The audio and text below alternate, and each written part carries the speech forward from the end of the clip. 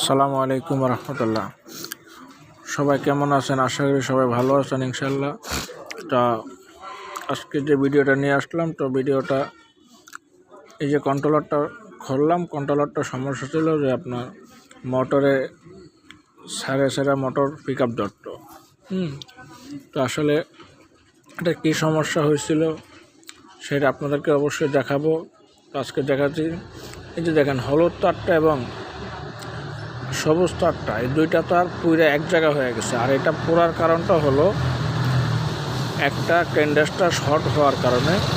তো আপনাদেরকে এটা দেখানোর জন্য, শুধু দুইটা তার দেখানোর জন্যই আজকের এই ভিডিওটা।